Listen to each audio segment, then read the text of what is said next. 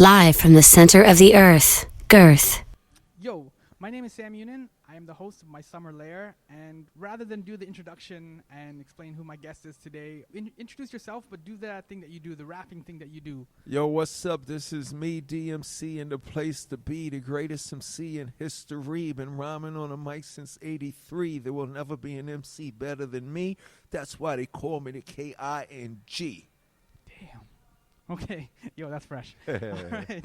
Thanks, man. High five for that. Yeah. Yo, that's fresh. Yo, that's fresh. I want to start off with what seems to be kind of an obvious analogy, which is like you're like the Stan Lee of like hip hop. Like Stan Lee had collaborators like Jack Kirby and Steve Ditko and stuff like that. He had a whole group. Right. And you came out too with Run-D.M.C. You had Africa Mabata. You had DJ Kool Herc. You had a gang too. Right. But you guys were kind of like, you guys helped with the Big Bang and Right. kind of started this whole hip hop universe. Well, no. The real pioneers is everybody before Run-D.M.C. Grandmaster Flash and the Furious 5, Funky 4+1, the Cold Crush 4 MCs, the Fantastic 5 MCs, the Jazzy 5 MCs, the Treacherous 3, Africa Bambaataa and the Zulu Nation, Busy B Starsky, Lovebug Starsky, Kool Herc, Spoonie G. Who else was there? Sequence. All of the DJs and MCs before Rappers Delight. They are the pioneers. Rappers Delight and Run-D.M.C., we put the culture on records. And Run-D.M.C. took the records and put it on MTV. So that was our role. MTV so raps. we was the example for the big tours. How to, become your own entity and do all of that. So I always like to give credit to the people before me, especially Grandmaster Flash, Cold Crush 4, Treacherous 3. Oh, people forget about the Crash Crew. Got to shout out the Crash Crew. All of those groups and MCs and DJs were influential into molding Run-D.M.C. into the entertainment juggernaut that we became. But also at the same time, as you're doing all this, like, as all this hip-hop is exploding all over New York City, you're sitting there reading comic books too. Well, my first love before music was comic books. All I did as a kid was collect, read, and draw comic books. I would read a comic book over 6 or 7 times, and then the only thing left to do after reading it so much was try to duplicate all the art that was inside the actual book. So I started with stick figures. You know, the stick figures with the horns and the Raggedy Cape was Batman. The stick figure with the S on it was Superman. But then, and a lot of artists who draw now, and all of the legendary artists for Marvel and DC, by that matter, told me they started the same way. I used to use tracing paper. Used to get it from the local store, and you trace the cover and you trace everything. That was in 2nd grade, but by 3rd grade, I didn't need the tracing paper anymore. I could just look at the Spider-Man cover and draw it the exact way that it was, in the book. And that's all I did as a kid. And by me reading comic books all the time, it made me a good student. So I was a straight A student because I come from a generation where the educators was like, don't let the kids read comic books. They need to read their textbooks and their workbooks, which is true. Right. But they overlooked the fact that I was reading every day, so it made me a great student. And the comic books did what for me? It gave me reading skills, language skills, but it also gave me an imagination. So comic books set me up for hip-hop. When hip-hop came over the bridge from the Bronx to Queens, New York, I was like, oh, shoot. You could tell stories over music. So I started writing my rhymes for me. My raps was for me, not for you to hear, not to be on records. They were for me. But by me doing that every day just for me, it made me prepared to be so dominated when it was time to pick up the microphone. Was Batman, you mentioned Batman, Superman, Spider-Man, were these the earlier comics that you got into? Yeah, I mean, Batman originally came because Batman and Superman was on TV. with the live, Burt, Adam West and Burt Ward and Superman with George Reeves. You know what I'm saying? So I grew up seeing Superman and Batman on TV, but I was still a kid. It wasn't that appealing to me. It was just cool that, wow, Superman and Batman's on TV, but it wasn't the ones that was in the comic books. Mm-hmm. So the comic books was always my place. Yeah, because Batman didn't dance in the comics. Exactly. And the comic books, when you're reading a comic book, the art, the writing, the subject matter, the stories, all those emotions you feel when you're reading a comic book. Watching it on TV was entertaining. But it's a little bit more passive. It's not, you don't connect with it. Exactly. Right. The comic books I connected with, which set me up to be totally dominated by Marvel, because Marvel comic books was New York City. New York City. Gotham and Metropolis was cool, but it was fictional. Mm-hmm. Stan Lee was a genius because he really put the superheroes in New York City. So every time I open up a comic book, I got a geography lesson. I'm a kid. So I learned about my own world. Fifth Avenue, Manhattan. Hell's Kitchen, the Lower East Side. LES. Harlem. You know what I'm saying? Spider-Man lived in Queens. I lived in Queens. Forest Hills. So it was real to me. So is this a stretch then? Like once you started kind of doing the Run-D.M.C stuff, then was it like putting on the Adidas tracksuit and the Godfather hat, the leather jacket? Was that kind of like a superhero uniform almost? Like Transformers? Well, nerdy kid? not for us here. We got it from the breakdancers and the rap. Wasn't even rappers. We rapped, but we were MCs. It was MCs, DJs, breakdancers, and graffiti writers. Those are the elements. When we saw, the 4 elements of hip-hop. When we saw the breakdancers, or when we saw, Rocksteady, or when we saw Grandmaster Flash and the Furious 5 and the Cold Crush and all of that, before they made records, when they was doing it at the block parties and in the park, they wore Adidas suits. They wore Pumas. They wore Kangos. They wore Gazelles. They wore the gold chains and all of that. So for us, it was the way we dress. Now, once we started doing it on records and videos, to the world, like the way you look right now, your bright red Adidas jacket on, it's very attractive to the eye, but it looks so cool. And when it was so many different colors, the red Adidas, the red jacket with the red sneakers, the green jacket with the green sneakers, the blue and the yellow and so on, we look like some superheroes. Yeah. Hip-hop was the graffiti, the fashion, the style, and the stories. It was almost like the comic books jumped off the pages. It plastered itself on the walls and the trains and in the parks and the clubs that we was growing up in. So this is a pre-Giuliani New York too.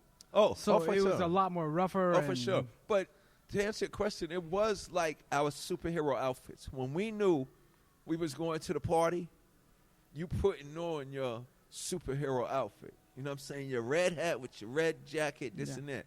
But we had no idea that it was actually the same thing that was in the comic books. It wasn't a conscious thing. Yeah, that's what I meant. If it's just like maybe a stretch, because it's like when you see like the classic Superman where he's like Clark Kent, and he's got the suit on, and he goes to the stock room. And then he goes into the room and rips puts the his shirt gear open, on. and you see right. the And S. then you see the colors and Yeah. Exactly. Yeah, same thing.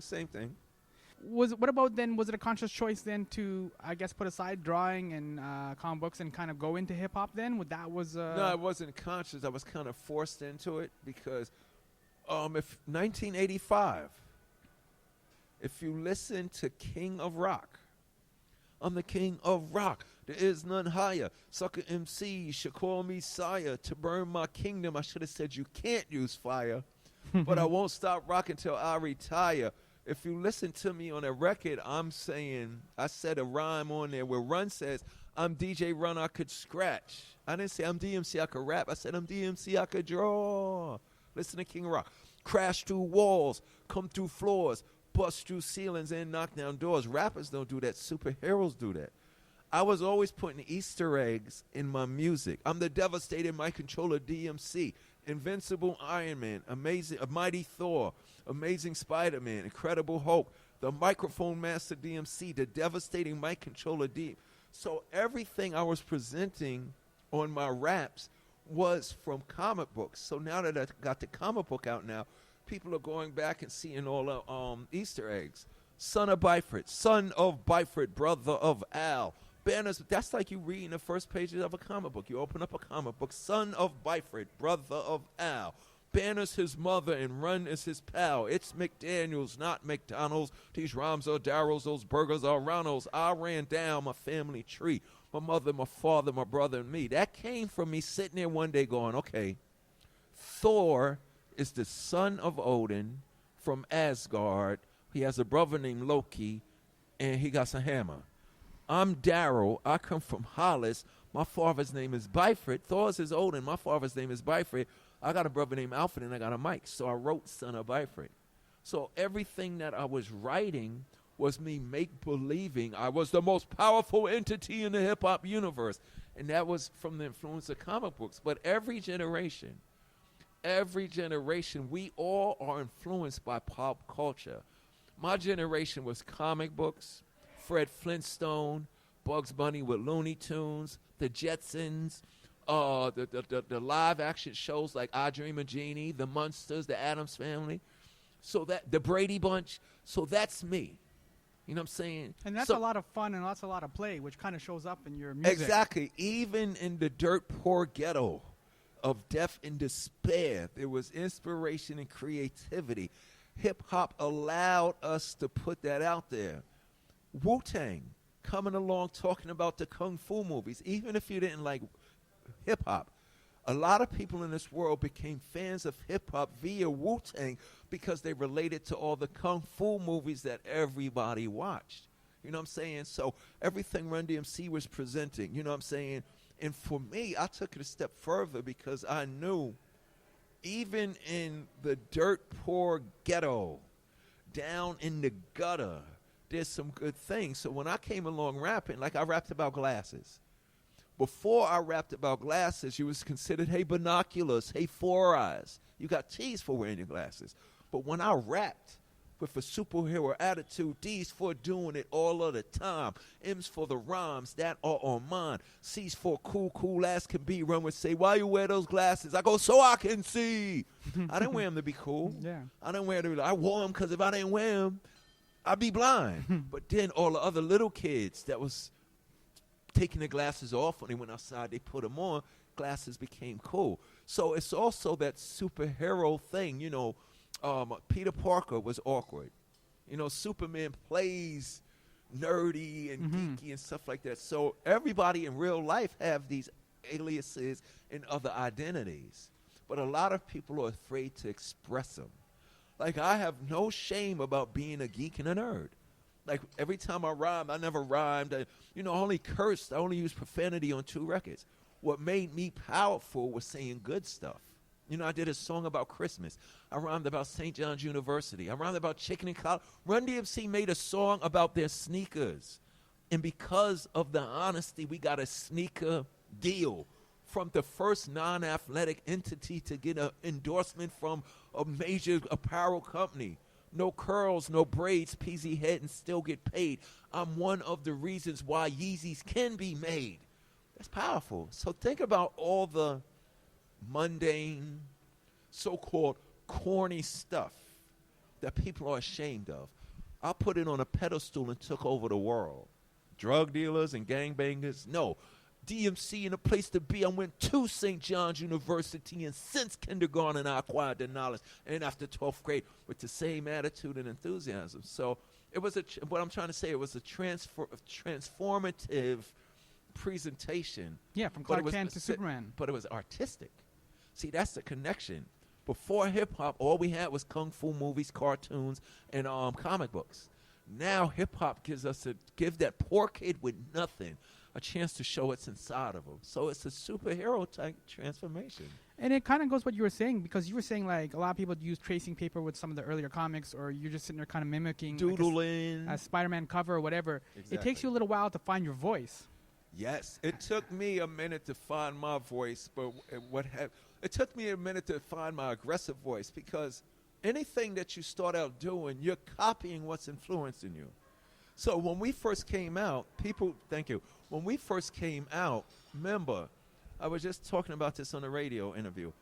hip-hop was considered black ghetto music. And what I mean by that was because of the success of the message, here's these inner-city youths from the ghettos of, New York City talking about what happens in every ghetto in town. So everybody thought the music was specifically that. Broken glass everywhere. Life in the ghetto, growing up in the ghetto, death and despair, and this and that. But we took it a step further because hip-hop gives you the opportunity to say, no, this is what I also do. So it elevated. So in the beginning, Run-D.M.C made It's Like That, but we also made Sucker MCs. Well, It's Like That was the formulated record. We want to do a message record, so we did It's Like That. Then we did Hard Times, but we also kept the elements that the radio didn't know about. When we did Sucker MCs, that's just a beat, and we're rhyming, no subject. I'm DMC. 2 years ago, that's real hip-hop. The other songs is songs now made for hip-hop. When we did Hard Times, spreading, it's hard, typical message record. But then on the B-side, we did a record called Jam Master Jay to tell people why there was 3 people in Run-D.M.C. Because remember, there was no videos, there was no album covers yet. So we would show up at shows and they'd be, okay, that's Run, that's DMC. Who the hell is the third guy? That's the DJ. People didn't know. No, there's no hip-hop if it's no DJ. So I said, I got you, Jay. Don't worry. I wrote a whole song about J-A-Y. Now the world knows who we are. So it's very informative. It was a creative presentation of information. I didn't even mean for that to rhyme. Oh. It was a creative presentation of information that overtook a nation without creation and brought salvation to those who were in participation. All right. There you go. That's some good determination. Yes, for sure. But unfortunately, though, right, even though you took all these airplane flights at huge heights, yes, there was a bit of a crash landing. Oh, for sure. There was a kind of a dark period. And this is kind of what led a little bit more back to you getting back into comics. You want to just touch upon, because you even mentioned it in your book, 10 Ways Not to Commit Suicide, right? Yeah. Like, you kind of open up and how you lost your voice. Yes. To kind of continue what we are just talking about. Like, exactly. You lost it metaphorically, but you also lost it. Yes. No, for real. In real life. For real. Yes. I lost my voice, and I think it was Obama who once said, your voice isn't just how you sound, it's who you are. So for me, I guess what had happened was we had this huge success. Now since we created this huge success, that's everybody's destination now. But remember, we didn't get here because we was looking for that. We were just being who we were. So now, since we had radio records, successful tours, selling venues out. Adidas deals. So now you need Adidas. You need a deal. You need to be on radio. You need to have a hit record. You need to sell records. You don't need to do nothing except present who you are. And everything else falls in place. So I went along with the flow to please other people so we can live up to this expectations of what we had created.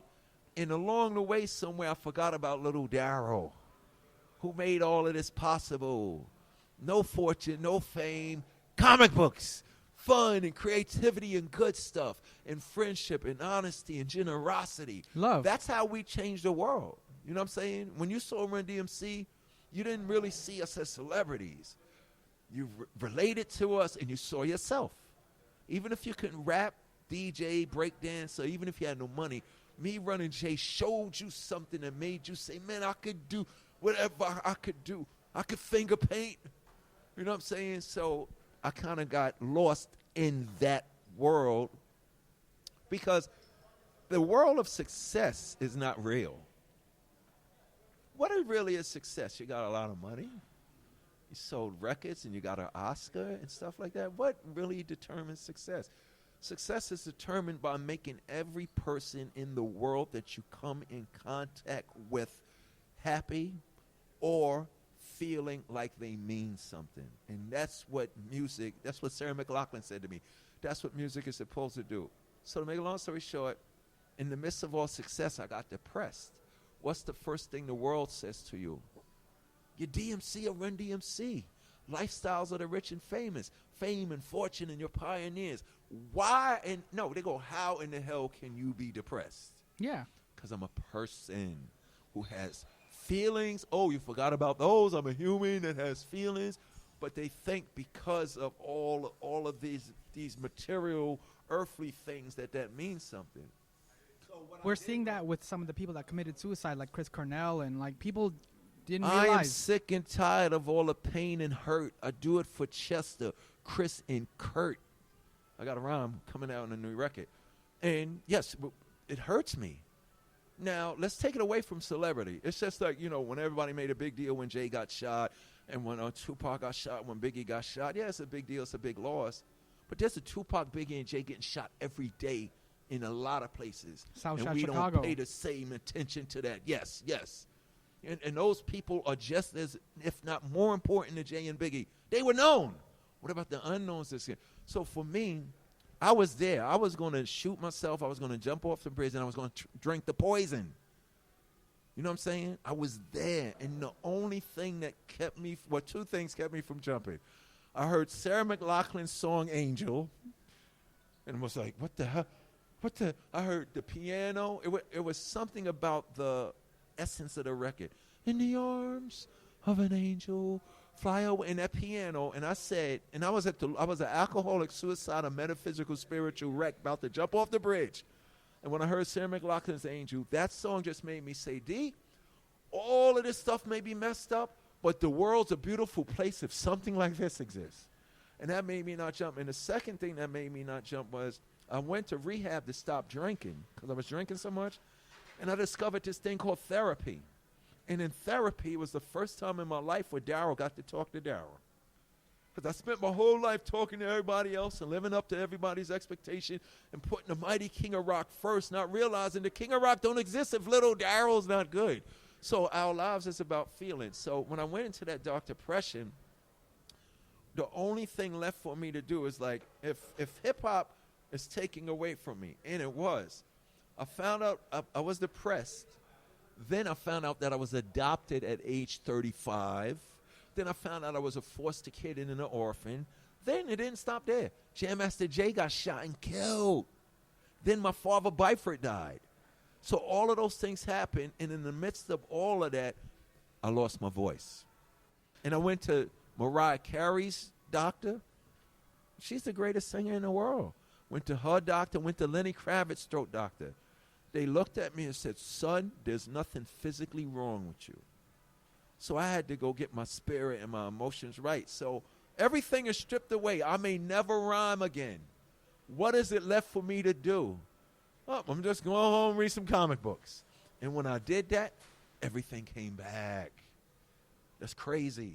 Everything came back. And what I say to people in that place of suicide, depression, substance abuse, if you're fighting a battle and a struggle you think you can't win, I am living, breathing proof that you can beat and defeat whatever it is that you're struggling against.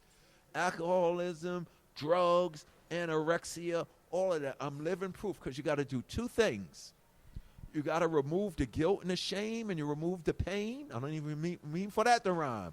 And you have to admit how you feel or you won't heal. And what I mean by that was you got to admit how you feel, whether good or bad, because you'll never heal. See, what I was doing, I was only admitting to the world when I felt good. And my therapist said, D, that's not healthy. If you feel a certain way, you speak up. I don't agree with that. Jason and Joe, I don't like that. You know what I'm saying? Nope, I'm not making that. I'm not using those words on this rap. I'm not doing a show with them because they don't represent what I stand for. No, I don't care about the $50 million. I'm not going to that place and dealing with those persons for $50 million. I'd rather be broke than do that. And I'll be strong, but when I start going to do that to please other people's expectations, when I do step up there to be who I am in love, nothing won't come out. And it's crazy. You said that in the beginning of this interview. I literally lost my voice. Hip-hop gave me a voice. I allowed the business and the entertainment and the expectations of other people to take it away from me. It's how you've kind of worked and grown, because you come out of like this ghetto area and you didn't let it dictate who you were. Right. You know what I mean? And now in a sense, celebrity and fame is another kind of ghetto area because you're just trapped in there, and it's like here's the money and here's the. It's that comic book universe of right and wrong, good and bad. It's me. It's Dr. Bruce Banner fighting against the Hulk. Mm-hmm. It's Steve Rogers trying to deal with. My morals and values is who I am. Now I'm in a whole different generation. It's a struggle for Steve Rogers. It's like, I ain't rolling with you, Iron Man. Tony, that's wrong to me. And Tony Stark's an alcoholic. And Tony's a Stark. You know what's crazy about this? People looked at me and said, D, you are really a superhero. And I was like, what are you talking about? They said, most superheroes are adopted. Batman, Superman. Superman was adopted because he came from an It's a Jewish allegory. Batman was adopted by his parents, the orphans. Spider-Man's parents, Aunt May, me, Byford and Benton. Most superheroes have two identities. Mm-hmm. Spider-Man's Peter Parker, nerdy, geeky, smart dude. Bruce Wayne, as bad and conflicted he is, he's very educated. Tony Stark's a goddamn alcoholic, but he's a genius. DMC's the microphone master, the king of rock. There is none high. Then this what kills me is when people actually say this to me, yo, DMC, man, you was like my superhero, the way you looked and sound. And that was without me even letting them know. So the joke is, I'm really a superhero. All this hip-hop stuff was just a cover-up there, too, because I didn't want to reveal who I am. But everything in my so-called make-believe, pretend world that I was on the microphone proclaiming came true, which made me watch what I say. I said crash through walls, come through floors. What did Run-D.M.C. do to the industry? Crash through walls and when come through Steven doors. Tyler took that microphone and knocked down that wall in the Walk This Way video, people say, yo, D, that didn't just happen in the video, that happened in the world. Run-D.M.C. and Aerosmith knocked down a wall of separation with all the white metal and punk kids. Now the black kid who loved heavy metal all his life wasn't ashamed to put on his AC/DC shirt and come outside. But before that, he was fronting, acting like who he wasn't. All the metal kids was kind of scared to play Run-D.M.C. around their friends. He would only play with the other three dudes that knew. People tell me, yo, DMC, man, when y'all came out, at first we was afraid to say we liked hip-hop. And once y'all came out and hanging with the Beastie Boys, we was riding through our towns in Kentucky, in Wisconsin, white kids riding around knowing we all the same. So that's it's a powerful basically you thing. put up a bat signal. Exactly. Yeah, exactly. And then that just brought out, like, because when Gordon puts the bat signal on, he knows Batman's going to come. And it's like, we need you. Now, you know what's crazy? Now, I put my story out there. It's almost like, you know, when Spider-Man didn't want to be Spider-Man in the Spider-Man 2 with Tobey Maguire. Remember the scene in the driveway with Aunt May? And he didn't want to be Spider-Man. And Aunt May said, Peter, sometimes the world needs superheroes. So for me, I'm coming out, yeah, I went to rehab. I just found out that I was adopted. Yeah, I was in therapy, whatever. I put that out there now, I get calls. DMC, can you come talk to my 7-year-old daughter who's adopted? Yo, DMC, can you come talk to my father? DMC, can you come talk to the police in America because of all the shootings? There's a lot of pressure on the good cops. They're alcoholic and drinking themselves because now they're being put in you know, they're being judged along with all the bad knuckleheads out there. So there's a lot of stress, anxiety, and substance abuse. I find myself in the room. I find myself in the room talking to psychiatrists that want to commit suicide, that been studying it, have PhDs in it. But I put my book out talking from the human. You know, DMC is no different from the plumber. DMC is no different from the cook or the teacher or the doctor. So I put that out there. Now everybody wants me to come and save the day. And I didn't want to go. When I first started telling my story, because, you know, all this really came about in a funny way. After Jam Master Jay got shot and killed, me and Run stopped doing shows. But Run was on TV for 10 years with Run's house. Mm-hmm. And I'm never on the show with him. So the main question was, DMC, why the hell you ain't on Run's house? Well, I just got out of rehab. What's that about? Well, I'm coming home from therapy. I'm in therapy. What's that about? Well, I just found out that I was adopted at age 35, and everybody in my family and the whole neighborhood knew except me. So I would tell my story, and every time I would do that, two things would happen. Somebody would go, I've never told anybody this. Me too. Or I've never told anybody this. my daughter's going through that. So it's a powerful thing that we all have. Our stories save lives. You know what I'm saying? Sometimes you got to push the textbook to the side, the psychology and the physicists, if I can't even say the word, and all the PhDs and all the degrees in the world. Nothing cures, heals, and saves better than how are you feeling today, man? Yeah, I feel great. I'm going to work. No. How are you feeling? And if you ever ask a person that, they might know where you come from and break down. I've never told anybody I feel like shit today. There's nothing wrong with somebody saying, I don't feel like living today, because now they just told you that truth.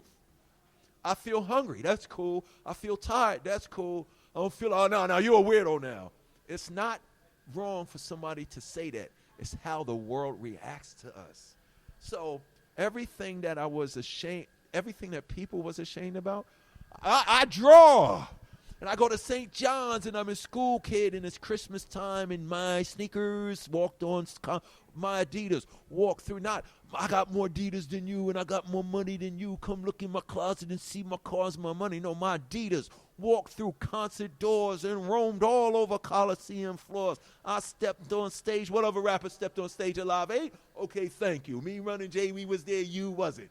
In the story. So those little things of goodness and truth save lives.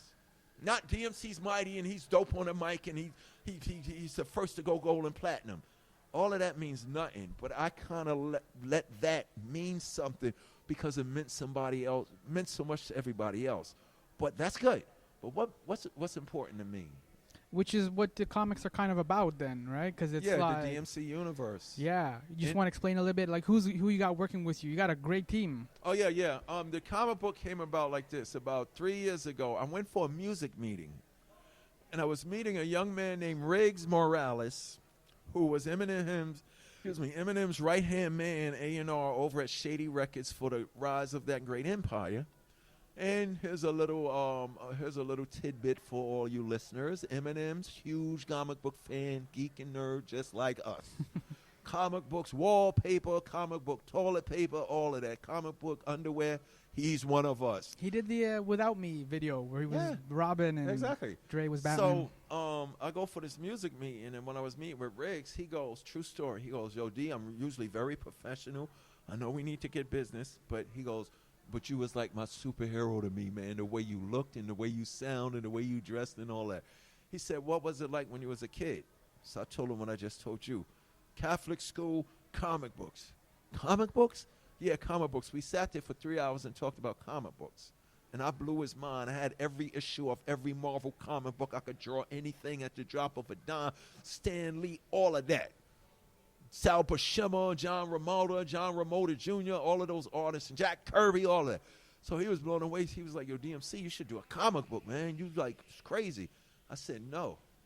He said, why not? I don't want to be another rapper just because I got a hit record thinking I could do everything. Because I don't want to disrespect another genre. I don't want to disrespect the culture just for financial gain. Yeah, do it properly. Yeah. He said, D, nah. He said, don't do the comic book as DMC, the rapper businessman. He said, do the book as little Darryl who loves comic books. So 2 years ago, he took me to the New York City Comic Con. And this is important because when I walked in them doors, I seen all the issues of Marvel comic books that I had all of those years when I did a comic book sale to get 2 turntables and a mixer because I wanted to be like Flash. So I was always trying to be Batman with my blanket on. I was Captain America by taking the trash can top. You know, you figure I'd take my daddy's hammer. I'm Thor and all of that. I sold my comic books to get 2 turntables and a mixer to be like Flash and Melly Mel and them. But when I walked in the comic book, I saw everything, Lost in Space, Star Wars, everything. And Riggs just looked at me and said, yo, in 1 year, we're going to be back here with your own comic book. And I was naive. I said, okay, we're going to create it and take it to Marvel and DC. Rick said, oh, hell no, you're hip-hop. You're going to be what Marvel and DC has been doing all these years. By the way, you can't use Marvel. You can't use DC. You can't use Image. If you had an opportunity to name your comic book publishing company, what you would call it? Here's why Darryl's important. Darryl builds everything. Darryl McDaniels transforms into the mighty DMC, who becomes the king of rock, who really becomes a king. If I'm just going to be making comic books, I'm just going to call it DMC. Darryl makes comics. Riggs was like, yo, this is crazy. So we started it as a tribute and celebration of what makes all comic books deaf, dope, desirable from every generation. And we took it a step further. We want to make sure that we're legit and y'all respect us, because we don't want no bad talk from our fellow geeks and nerds. We don't want to F anything up. We always want to have a writer and one artist who has worked with or currently is working with Marvel and DC. And the way the book is done is there's 3 to 4 artists each book. There's one writer. We create everything, but we have somebody write it professionally. You know what I'm saying? We create the characters, storylines, scenarios, and all of that. But then somebody writes. We tell them what the story is about. And then we bring in one artist that's known to the world, respected. And then we created opportunities for all other anchors, graffiti writers, artists, colorists, pencilers. Because what I wanted to do was, I'm 53 years old. So there's people 52 to 8 who should deserve to get a chance to have their art and gift showcase now. What I mean by that was, of course, there's protocol. Go to art school, go to college, get your degree. But then you got to go to meetings and submit your stuff to Marvel and DC, and you might not never get a chance. I'm doing all these Comic-Cons. You come to my booth, you show me, give me your card, and show me your work and stuff like that. If you dope, you could be in DMC's comic book for eternity. And there's people 54 to 100 who should have drew for Marvel and DC. I want to give those individuals a chance to have their art published before they leave. The same way Run-D.M.C. opened the door for hip-hop. Come on, Beasties. Come on, Houdini. Come on, LL. Come on, Rakim. Like, we are Chuck D. Oh, man, if for EPMD, y'all let us get on the bus. We didn't say, yo, Russell, don't sign anybody else. Let us get rich first, then bring them in. No. While we was at the top, we let everybody come up to the top with us. So the DMC universe is everything that is Darryl McDaniels in this world, except the difference of this. In this universe, my superpower is hip-hop and rock and roll. But in the alternate universe, I don't become a rapper.